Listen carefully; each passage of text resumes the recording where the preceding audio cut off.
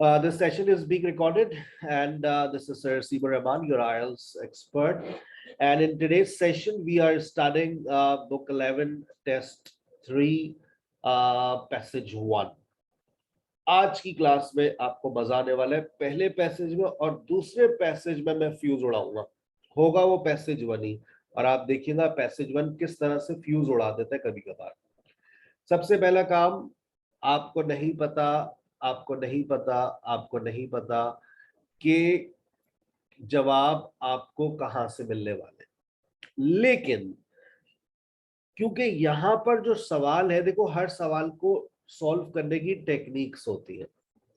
जैसे आपने देखा 10, 11, 12 और 13, तो एक बात जहन में बिठा लो कि एक का जवाब ट्रू होगा, एक फॉल्स होगा, एक नॉट गिवन होगा, और 13वें का जवाब नहीं पता, 10वें का जवाब नहीं पता। लेकिन ये बात कंफर्म है, एक ट्रू है, एक फॉल्स है, एक नॉट गिवन है, और चौथे का जवाब या तो ट्रू या फिर फॉल्स या फिर not given.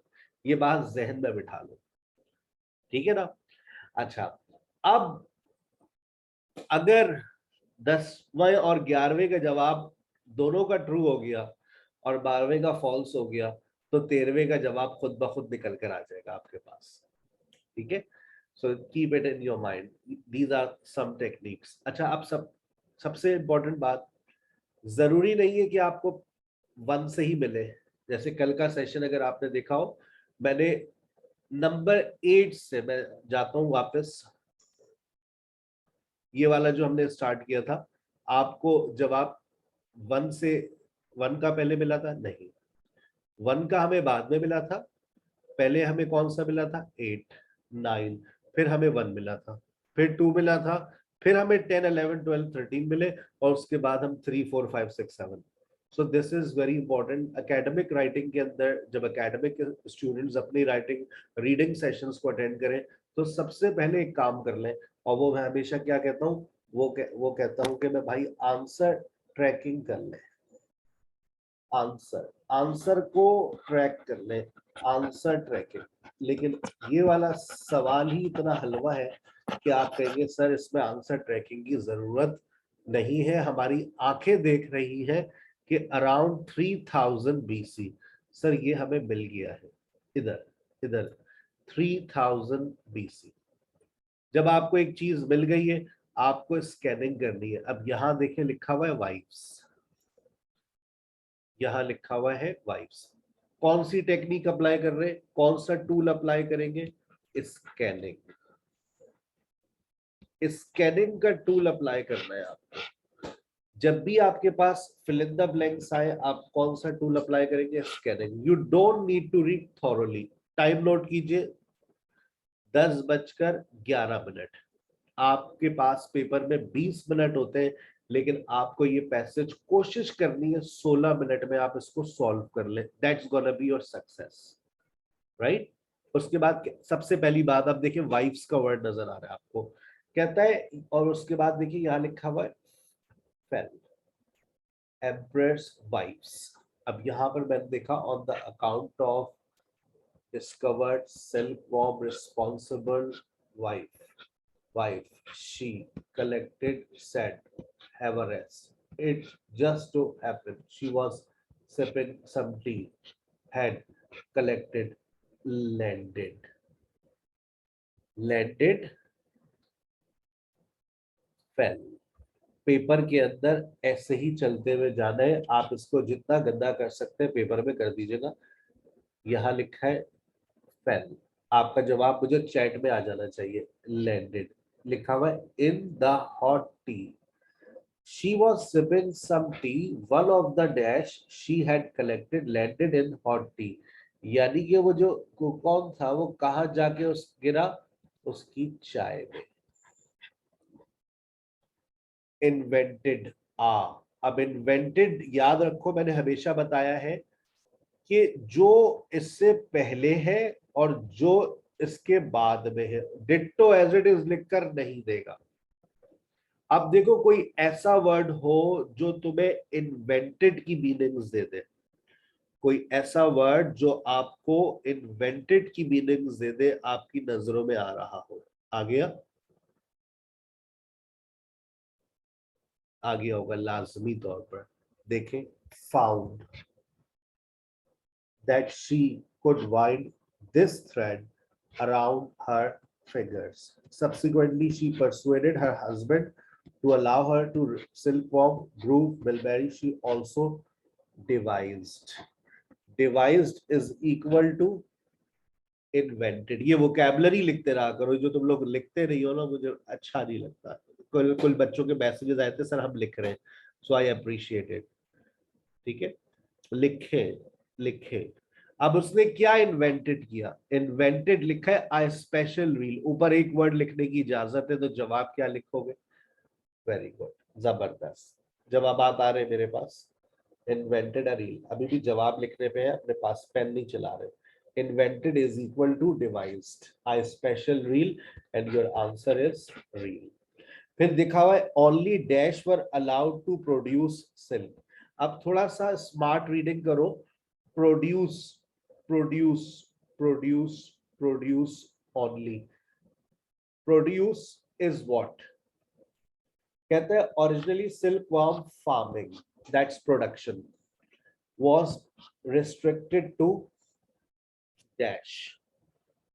Only dash were allowed to produce. It means dash were allowed for farming, restricted to women. And your answer is here, women. Only dash were allowed to wear silk. अब किसको पहनना allow था? कौन सिर्फ पहन सकता था? कहता था silk quickly grew into a symbol of status and originally only, देखिए लिखा, ये तो हलवा बना दिया इसका। only dash were entitled to have cloths made of silk। तो जवाब आपका क्या आ गया? ये रहा, royalty। Silk used as a form of, मैंने अक्सर आपको बताया कि इसको पढ़ा करें, as a form of, as a form of, as a form of. और ये जो प्रेपोजिशन है ना, ये आपका जो प्रेपोजिशन है, ये कहीं नहीं जाएगा। देखिए एज अ फॉर्म ऑफ, आगे पीछे देखें, as a form of, as a form of, as a form of, लिख लो अपने पास, as a unit of, as a form of, as a unit of, as a form of, as a unit of, as a form of, as a form of, as a unit of, और आप as a currency, currency। उसके बाद कहता है example evidence found of dash made from silk means 168 is, यहां पर पहुंच जाओ 168, सर ये ना 168। अब इसी के पीछे जाओ, evidence found of dash made from silk, क्या चीज बनाई जाती है, खुद सोचो। अब देखो पीछे जाओ, यहाँ पर लिखा है fishing lines dash musical instrument and paper were all made using silk. The earliest indication of silk paper being used was discovered in the tomb। ये tomb क्या था? Evidence found silk around 16, देखें, of a noble who is estimated to have died around 168। तो क्या चीज आ गई आपके पास? Silk paper. जवाब क्या लिखेंगे? Found dash made from silk, paper made from silk, paper made from silk. Merchant use silk road to take silk westward and bring back dash and precious metals। silk reaches the, देखिए यहां पर देखिए precious metal westward, taking silk westward, bringing gold silver and bringing back dash and precious metals। अब देखिएगा ये कौन है? Gold और silver, they are called precious metals। and आगे चलिए, आगे चलिए, ऊपर टॉप पे पढ़िए, and wool to the east, and wool to the east. Precious metals आपने देखा किस तरह से लिख कर दिया, wool. That's all about it. अब एक चीज देखो, तुमने इसको शुरू किया था 10:11 पर और अभी तुम्हारा जो टाइम हो रहा है वो 10:17 हो रहे हैं। तुमने 7 मिनट बिल्कुल एस्टिमेटेड टाइम पे चल रहे हो, तुमने 7 मिनट में 7 जवाब दे दिए, दैट्स वेरी गुड। इसमें 8, 9 और 10 नजर नहीं आ रहा, वो कहाँ गया? 8, 9 और 10 वो छुप गया है, मुझे लग रहा है कहीं। अच्छा, वो यहाँ, वही कहूँ मैं, 7 तक तो आगे, 8, 9, 10 इधर ही देखते हैं। अच्छा, फिर वो कहता है merchant dash hide silk worm eggs in canes and take them to dash. किसने छुपाए? कौन है वो लोग जिन्होंने अंडे छुपा लिए, सिल्क वॉर्म के अंडे छुपाए?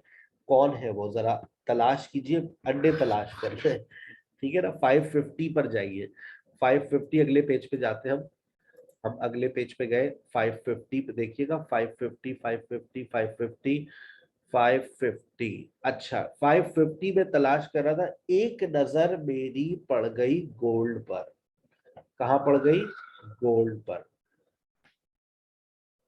अब वहां पर ये बताइए, अभी ऊपर वहां पर हमने गोल्ड एंड सिल्वर पढ़ लिया था, और वेस्ट सिल्क रोड भी आ रहा है, देखिएगा। वहीं ऊपर टॉप पर देखें, मैं 550 एडी पर जा ही रहा था कि वो 550 एडी मुझे बहुत आगे नजर आया, तो मैंने ये सोचा कि यहाँ पर क्या होने वाला है, ये देखिएगा। मैंने क्या सोचा, दिमाग में क्या आई बात, बाबा यहाँ क्या होगा, ये इतना इतना सारा पोर्शन इन्होंने क्यों छोड़ दिया? तो एकदम से ठक से मेरा दिमाग अलर्ट हुआ, बाबा नीचे देखो, ट्रू फॉल्स और नॉट गिवन। ऐसे दिमाग को अलर्ट रखना है।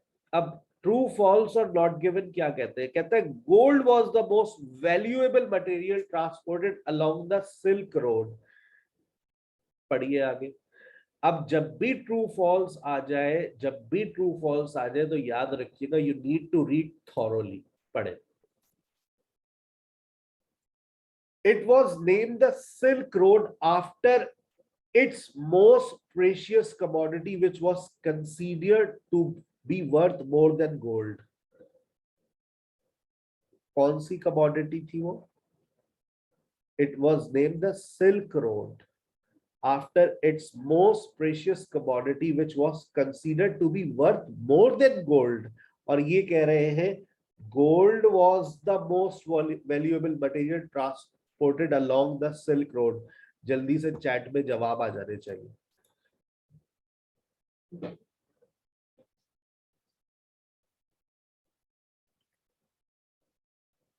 फॉल्स, जबरदस्त। वो कहते हैं गोल्ड वॉल्स, जी नहीं, वहां पर जो सबसे ज्यादा, जो इस वक्त की महंगी तरीन प्रोडक्ट थी, वो सिल्क थी। ठीक है ना भाई?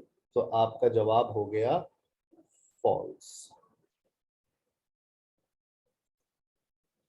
अब आगे कहता है most tradesman only went along certain sections of the silk road.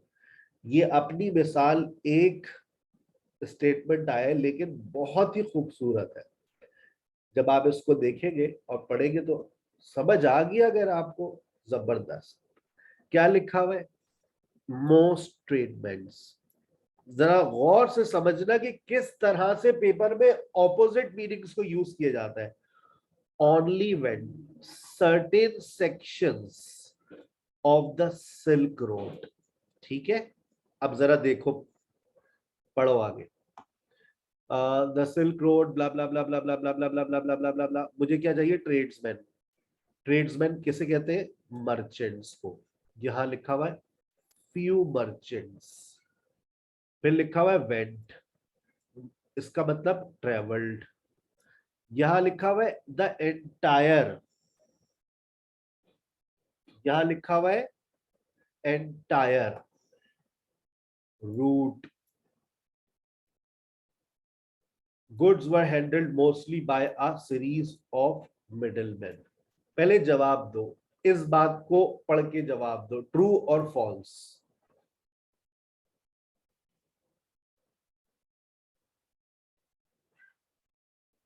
False. दो फॉल्स आ गए, तीसरा फॉल्स।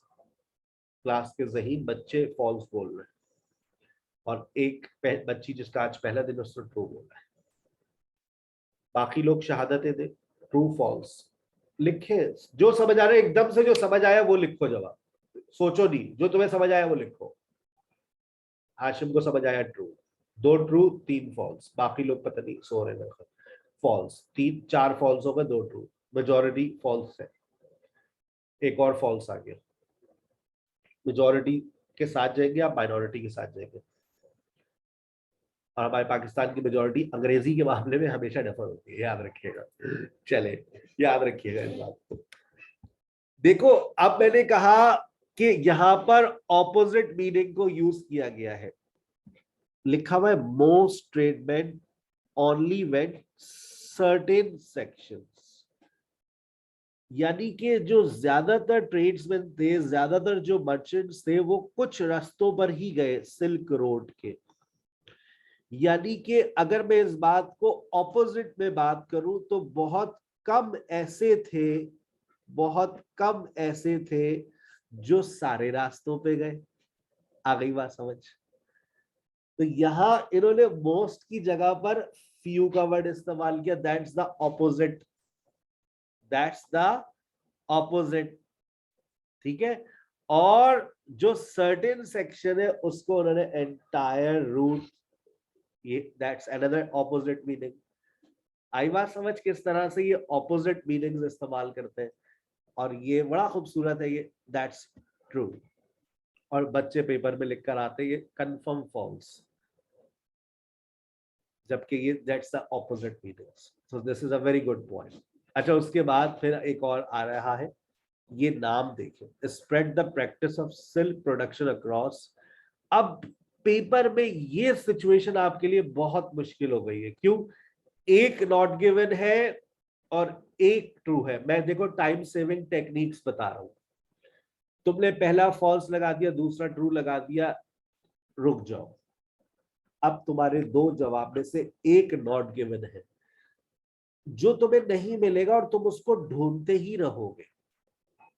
मेरी बात को याद रखना, जब पेपर में पैसेज 1 के अंदर ये सिचुएशन आए तो 12वां और 13वां फिलहाल छोड़ देना, पेपर के आखिर में जाकर अगर टाइम हो तो लिखना, वरना दोनों के जवाब नॉट गिवन लिखकर आ जाना, टाइम बच गया तुम्हारा।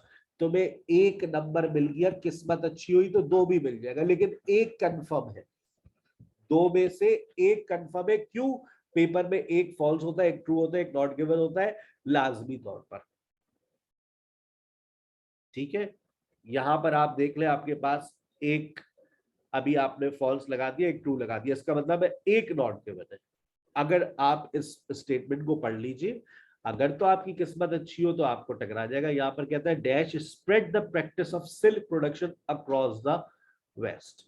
अगर ये नाम आपको कहीं दिख रहा है, जैसे मुझे यहां दिखा, मैंने टेक्निक समझ आ गई, that's a time saving technique.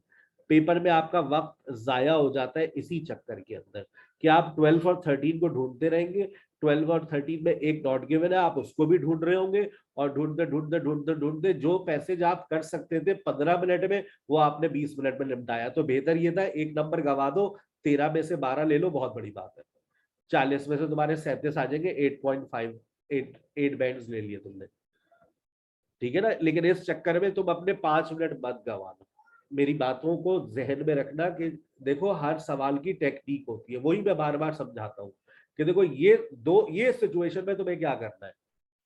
Clear? अब आपने फॉल्स लगा दिया, ट्रू लगा दिया, ये दोनों आंसर्स आपको कंफर्म कि ये सही है, तो अब आप 12 और 13 पर अभी रुक जाओ, पैसेज 2 पे चले जाओ, पैसेज 2 स्टार्ट करो, आखिर में तुम्हारे पास टाइम हो इसको पढ़ लेना, ठीक है ना। Don't waste your time. क्यों? क्योंकि तुम्हारे पास टाइम का ही गेम है, टाइम सेविंग टेक्निक्स आपको आनी चाहिए। अभी आपने इसका जवाब नहीं दिया अंडों वालों का, 550 एडी पर जाओगे तो अंडे मिलेंगे तुम्हें, लेकिन उससे पहले dash spread the practice of silk production across the west. क्या ये बात सच है या झूठ है, ये आप यहां पर देखें।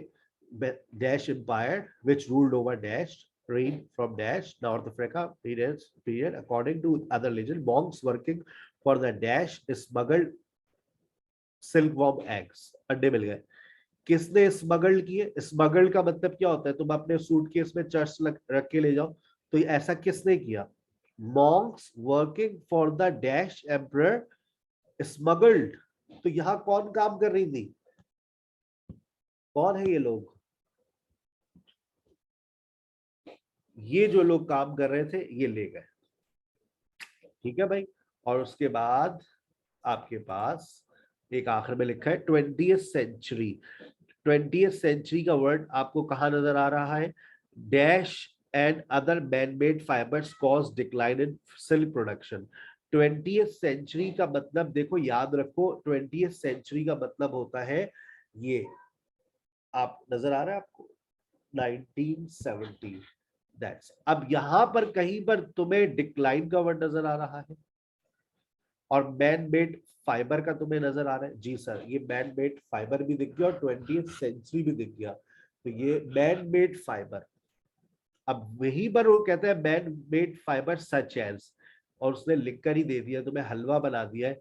अगर तुम वापस थोड़ा सा पीछे जाए, मैन मेड फाइबर कहता है dash and other man made fibre cause decline in silk production. तो देखो क्या पे लिखा हुआ है वहां पर, main factor driving the trend. Then in 20th century, new man-made fibers such as nylon started to be used, और silk production such as dash dash dash the two world wars, और फिर आगे आप पढ़ेंगे तो आपको लाजमी तौर पर इसका डिक्लाइन नजर आ जाएगा। मैन मेड फाइबर के साथ ही उन्होंने लिख कर दे दिया, हलवा कर दिया। ठीक है ना? चलिए, तो आपकी ये समरी, आपने इसको पूरे फिल इन द ब्लैंक्स आपने निपटा दिए। अब आपके पास मैंने आपको टाइम सेविंग टेक्निक दे दी कि आपको क्या करना है। अब आपके पास अगर टाइम हो तो आप देखिएगा, क्योंकि इसमें एक नॉट गिवन है। अब आप इस वर्ड को देखिए पहले, क्या इन्होंने इस प्रैक्टिस को स्प्रेड किया? कहीं पर आपको नजर आ रहा है ये word? Then in 17th century, the dash capturing the magnificent silk in the process. Silk production is spread through dash dash as the Arab swept the मिला?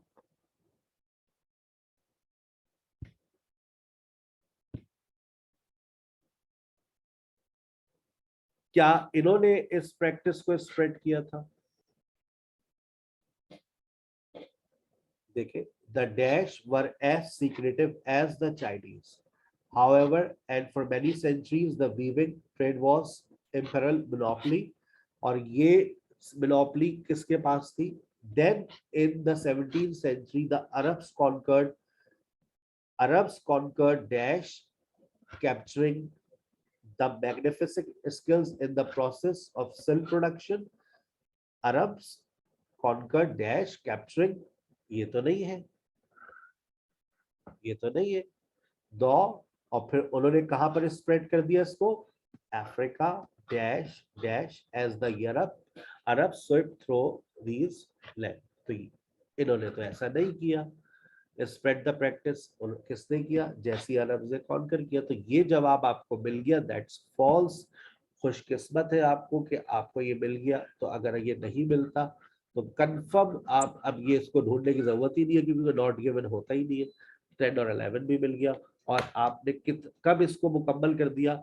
10:31 पर आपने अपने पूरा टाइम ले लिया। 10:11 पर आपने शुरू किया था और 10:31 पर आपने इसको खत्म किया, पूरे पूरे 20 मिनट। बट आपको इसको कितने टाइम पर लेकर आने बेटा? You have to reach on 16 to 18 minutes. 16 से 18 मिनट्स में आपको लाजमी तौर पर पहुंचना है। ठीक है, आगे चलिए। ओहो, देखिए, जिससे मैं डर रहा हूं ना कि अल्लाह ना करे पैसेजेस आए ऐसे, लेकिन आजकल जो अभी पेपर्स आ रहे हैं, अभी अभी एक और कल बच्ची का पेपर है, वो भी अपना फीडबैक देगी इंशाल्लाह। ये 3 हिस्सों में आ रहे हैं, बहुत इंपॉर्टेंट है, बहुत इंपॉर्टेंट। सुनिएगा आज की अब ये बातें। ये देखिए, ये दूसरा हिस्सा, और अभी खत्म नहीं हुआ है ये। ये बिल्कुल पता है ये स्टाइल कौन सा है? ये स्टाइल है पैसेज 3 का, जो पैसेज 1 में अब आना शुरू हो गया दोबारा से। ये बुक 11 का स्टाइल था। देखिए बुक 11 बहुत पुरानी है, लेकिन अब वो यही स्टाइल रिपीट कर रहे हैं। ऐसा किस्मत वालों के साथ होता है कि कभी कभार रिपीट भी हो जाए। आपकी किस्मत अच्छी हुई, हो सकता है बुक 11 का कोई पैसेज रिपीट हो जाए। आजकल इसी तरह से रिपीटेड आ रहे हैं, ये रिपीटेड आ रहे हैं। ठीक है, तो ये जरा तवज्जो के साथ सुनना है इस पैसेज को, किस तरह से होगा। अब देखो, सबसे पहली चीज टाइम सेविंग टेक्निक्स बता रहा हूं। ये जो हेडिंग लिखी हुई है, तुमने देखा सर ये रही हेडिंग, इस हेडिंग को तुमने देखा सर ये रही। अब ये 4 नंबर तुम चाहो तो 4 मिनट में ले सकते हो, लेकिन मैंने कहा यहाँ पर लिस्ट ऑफ रिसर्चर्स है, टाइम सेविंग टेक्निक समझा रहा हूँ, आंसर ट्रैक कर रहे हो। ये 4 नाम किधर है? 3 नाम किधर है? फ्रांसिस, थॉमस और डैनियल। टेक्निक समझ लो, पेपर आसान हो जाता है। मैं ये कह रहा हूं तुम मुझे सिर्फ जवाब निकाल कर दे दो ए और बी के, सी अपने आप निकल कर आ जाएगा। बेवकूफ होंगे वो बच्चे जो सी ढूंढेंगे। आप ए और बी निकाल कर दे दीजिए, सी अपने आप आ जाएगा। बस ए और बी में गलती मत कीजिएगा, और सी को सरसरी तौर पे देख लीजिएगा कि वाकई डैनियल ने ये बात कही है या नहीं कही है। आई बात समझ? This is the technique. A और बी निकालो, सी निकल कर आ जाएगा, बी और सी निकालो, ए निकल कर आ जाएगा। तो 2 राइटर्स को, रिसर्चर्स को बहुत अच्छे से पढ़ लो, सी तुम्हारा खुद ब खुद सामने होगा। ये जब 3 रिसर्चर्स होंगे तो ये टेक्निक अप्लाई करना। ठीक है, आगे चलिए। लोग कहते हैं पेपर पे लिख कर दे दो टेक्निक। भाई मैं हर पैराग्राफ को, हर पैसेज को बैठकर सुनो, तुम्हें हर पैराग्राफ की एक अलग ही टेक्निक नजर आएगी। ठीक है, ऐसा नहीं है कि मैं पेपर पर लिख कर दे दूं। हर पैसेज को सॉल्व करने का एक अलग तरीका है। अब आप देखिए, ट्रू फॉल्स और नॉट गिवन है आपके पास। अब समझ नहीं आ रहा कि ये ट्रू फॉल्स, उसने तो बोल दिया ढूंढो इसको, अब कहां से ढूंढे भाई, समझ नहीं आ रहा। अब पहले तो मुझे फ्रांसिस का नाम ढूंढ कर दे दो, ये कहां पर फ्रांसिस का नाम किधर है। मैं तुम लोगों की एनोटेशन ऑन कर देता हूँ। ये लो, फ्रांसिस, मुझे पहुंच, इसका टॉमस का नाम नजर आ गया सर, ये रहा टॉमस, ये एक नजर नाम नजर आया। फ्रांसिस का नाम किधर है? ये सीक्वेंस में मिलेंगे। ये रहा, ये रहा भाई, एक नाम ही आ गया। ठीक है ना, अब ये 2 नाम आपके सामने आ गए। चलिए शुरू हो जाइए। और ये 2, ये 4। अच्छा, कॉमन सेंस ये कहता है, कॉमन सेंस ये कहता है, इन्होंने तो हमसे ये कह दिया है कि भाई आपको जवाब मिलेंगे कहां पर? आपको जवाब मिलेंगे ट्रू फॉल्स और नॉट गिवन के पूरे पैसेज में। लेकिन क्योंकि ये जितना हिस्सा यहाँ पर लिखा हुआ है, इससे मुमकिन है कि हमें 2 जवाबात यहीं से मिल जाए। बहुत ज्यादा मुमकिन है कि 2 जवाबात हमें मिल जाए। अगर 2 जवाबात मिल गए तो बहुत अच्छी बात है, नहीं मिले तो अल्लाह मालिक है। ठीक है ना। चले, पहला स्टेटमेंट पढ़ लीजिए कि रीडिंग हमेशा ट्रू फॉल्स के अंदर 2 स्टेटमेंट्स को पढ़ा करें, 1 और 2। जब इसका नाम आएगा तो मैं ये पढ़ूंगा, अभी पढ़ने की जरूरत नहीं है। आगे एपिजेनेटिक प्रोसेस को अभी पढ़ने की जरूरत नहीं है। टाइम नोट कीजिए, 10:36 हो रहे हैं, यानी कि 36, 46 और 56 पर खत्म हो जाना चाहिए। चलिए, उससे पहले हो गया तो जबरदस्त, थोड़ा रेस्ट मिल जाएगा हमें भी और आपको। अच्छा जी, कहता है there may be genetic causes for the differences how young the skin of identical twins looks। Skin के डिफरेंस जो है उसका वजह क्या है? Genetic causes. एक बच्चा गोरा है, एक बच्चा काला है। अच्छा, आइए, कहता है to biomedical research all over the world twins offer a precious opportunity to untangle influence genes and the environment the nature and nurture Because identical twins come from a single fertilized egg split into two, share virtually genetic code. Any differences, पहला keyword आ गया, differences, ऐसे रुका करो. Between them, one twin having younger looking skin, for example, must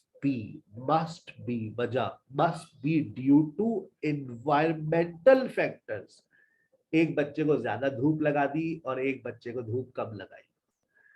एक बच्चा सुबह उठा हुआ था, वो दादा के साथ धूप लगाने चला जाता था, दूसरा बच्चा नखरे करता था. यहाँ ये कह रहे हैं ये जेनेटिक कॉज है. यहाँ लिखा हुआ है भाई ये एनवायरमेंटल कॉज होता है, आपने बच्चे को धूप लगाई, जेनेटिक कॉज दिया. माँ गोरी तो बच्चे दोनों गोरे हो गए. ठीक है ना भाई, चले, जवाब मिल गया ना, मिल गया जवाब, वेरी गुड, जबरदस्त, false.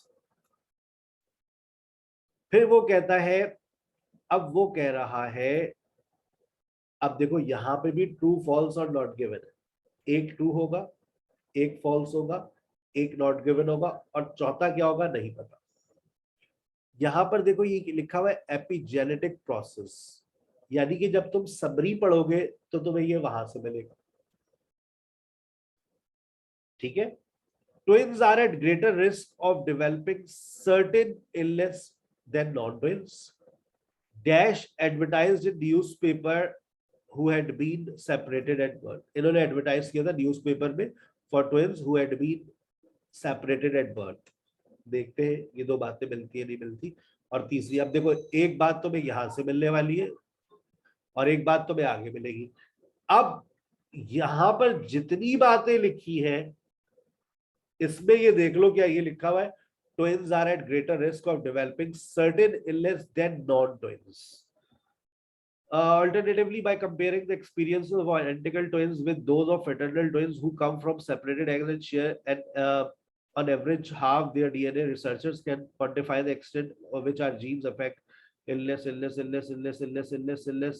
dash disease must be rooted at least in the part of heredity. अगर अम्मा को कोई बीमारी है तो फिर बच्चों को हो सकती है, लेकिन यहाँ लिखा हुआ है नॉन ट्विंस और ट्विंस की बात हुई है. These two lines research is studying the difference between identical twins, the to pinpoint influence environment comparing non twins कहाँ है. नॉन ट्विंस का मुझे कोई जिक्र नहीं मिला, नॉन ट्विंस की कहीं दूर दूर तक बात नहीं हो रही. ये जवाब आपका मुबारक हो, नॉट गिवन हो गया. अब आपके पास फ्रांसिस आ रहा है. अब फ्रांसिस की बातों को आपको बताना है कि फ्रांसिस ने कौन सी बात की है. अच्छा सर, जब लिस्ट ऑफ रिसर्चर्स को पढ़ते हैं तो क्या ये नीचे वाले स्टेटमेंट्स को पढ़े? बहुत अच्छा सवाल किया आपने, बहुत जबरदस्त बेटा. बिल्कुल आपको पढ़ना है क्योंकि आप यहां से निकालेंगे की पॉइंट्स. बताइए किसने इस टर्म को इजाद किया? Used to distinguish two factors affecting human characteristics. बताइए जी ये किसने इजाद किया? फिर कहते हैं expressed in a view the study of epigenetic process will increase our knowledge. ये बात किसने कही? फिर वो कहता है develop a mathematical method. ये मेथड किसने बनाया? Mathematical method of measuring genetic influence. Mathematical method ही काफी है आप लोगों के लिए. Pioneer research into genetic using twins. ये पायनियर कौन थे भाई? देखो पायनियर वो होते हैं जो किसी चीज को इजाद करते हैं ना, वो that is known as pioneer. Carried out research into twins who had lived apart. और बताइए वो कौन थे जिन्होंने एक ऐसी रिसर्च की उन दो लोग ट्विंस पर जो दूर रहे, बचपन में जुदा हो गए और फिर बड़े हो गए, फिर दोबारा मिल गए. वो कौन थे जिन्होंने ये वाली रिसर्च करी? ठीक है ना. तो आइए हम पढ़ते हैं और देखते हैं कि किसने कौन सी रिसर्च की. अभी सबसे पहले आपके पास Francis first suggested the approach and coined the phrase. Coined the phrase, coined the phrase, invented a term. Coined the phrase लिख लो बेटा. Coined is equal to invented, coined is equal to invented, और उसके बाद a term is equal to phrase. Answer paper में क्या लिखोगे? Answer paper में लिखकर आओगे 5 का. अब 5 का जवाब क्या लिखे समझ लिया फ्रांसिस? अबे 5 का ए लिखकर आओगे. ये जो लिस्ट ऑफ रिसर्चर में ए बी और सी दिया हुआ होता है ये आपको लिखना होता है. ओ आई सी, आपने लिख दिया ए. express the view that the study of epigenetics will increase our knowledge. अब दूसरी बात, स्टेटमेंट्स पढ़े हुए की पॉइंट्स आपके दिमाग में, आगे पढ़ो। कहता है but twins study took a surprising but.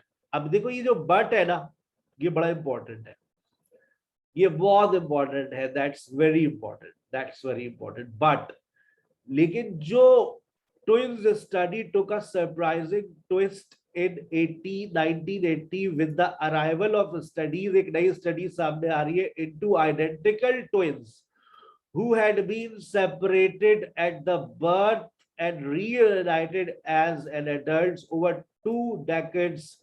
137 sets of twins eventually visited Thomas Orchard lab.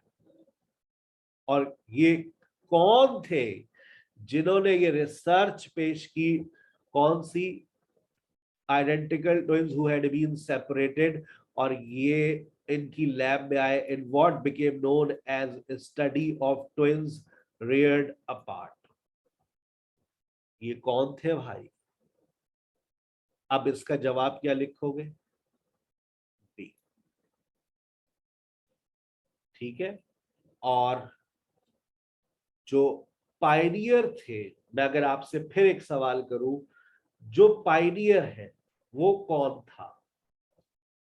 Pioneer, उसका जवाब दे दीजिए। मैंने अभी आपको एक बात समझा दी थी, पायनियर किसे कहते हैं? पायनियर वो होता है जो किसी भी चीज को लेकर आता है। The idea of using twins to measure the influence heredity dates back to 1875 when the English scientist Francis first suggested the approach and coined. First suggested, तो जिसने first suggest किया है वो आपका कौन हो गया? वो pioneer हो गया। तो आपने इसका जवाब दे दिया ए। यहाँ पर एक बात लिखी हुई है, you may use any letter more than once. आप एक लेटर का इस्तेमाल 2 से ज्यादा मर्तबा कर सकते हैं। ठीक है, आगे चलिए। अब आप Borchardt he used his mountain of data to identify how far twins were affected by their genetic makeup. The key to their approach was a statistical concept. Statistics is a branch of statistics is a branch of statistics is a branch of branch of branch of mathematics.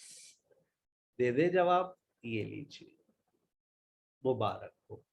अब इत्तेफाक इत्तेफाक इत्तेफाक, आपकी किस्मत, बचा जवाब एक ही, 6 बचा। आंखें बंद करके तुमने उसको लगा दिया सी, क्योंकि वो जाएगा डैनियल रीड के साथ। कहीं पर तुमने अभी तक ये बात पढ़ी, advertised in newspaper of twins who had been separated, कहीं पर इन्होंने एडवर्टाइज किया था? ऐसी कोई बात आई? नहीं आई, दूर दूर तक नहीं आई एडवर्टाइजिंग की कोई बात। That's also not given.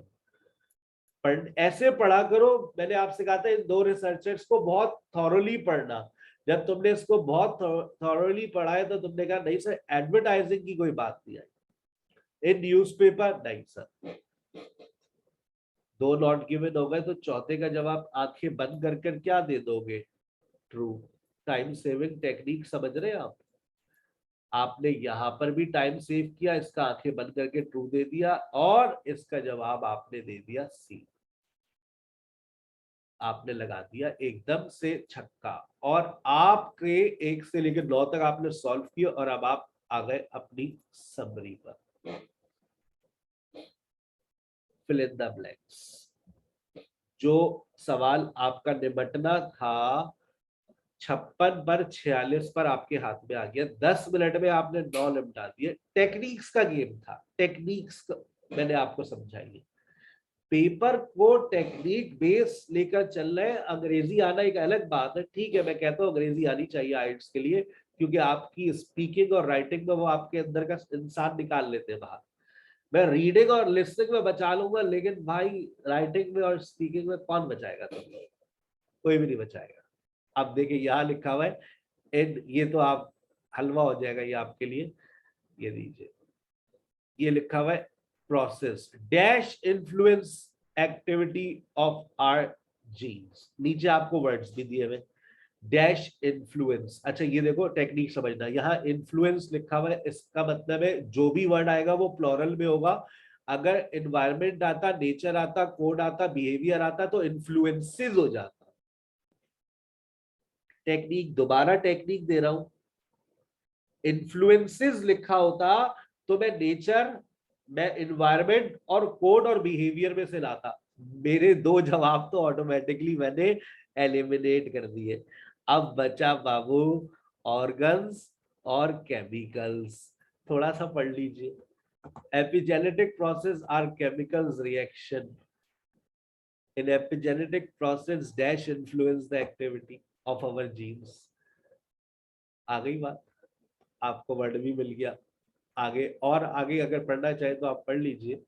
कहते हैं दीज रिएक्शंस, कौन से रिएक्शंस, किसके reactions, chemicals influence the activity, for example in creating our internal, अब हमारे इंटरनल क्या, खुद सोचो, हमारे इंटरनल क्या, नेचर, हमारे इंटरनल बिहेवियर, हमारे इंटरनल कोड, हमारे इंटरनल क्या।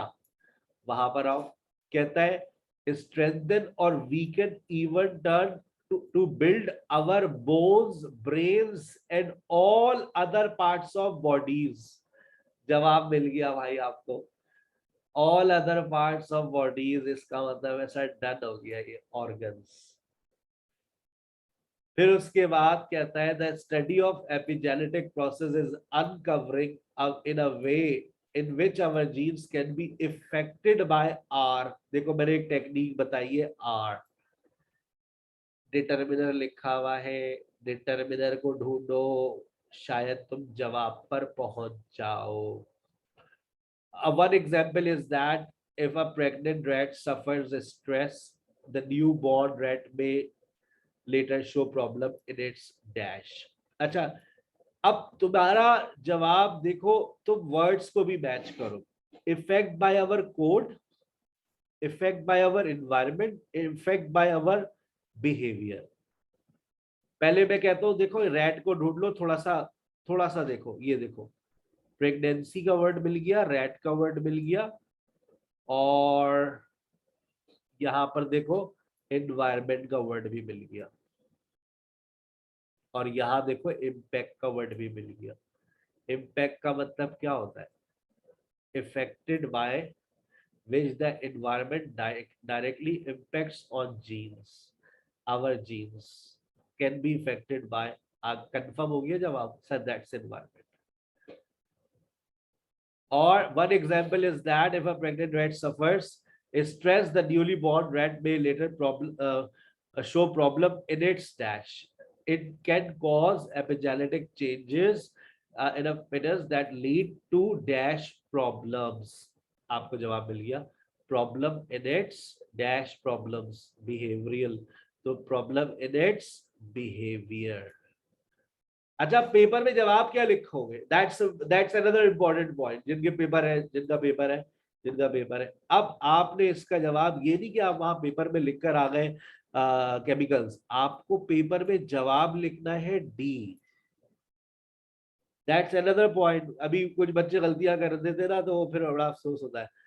अब यहाँ पर लिखना है बी। आप लोग पेपर में वो पूरे पूरे लिख कर आ जाते हैं, हमारा पेपर तो बहुत अच्छा हुआ था भाई, वो आपको 0 देगा। आपको सिखाए A to F लिखे, जो नीचे आपको बताया गया है। ओ आई सी।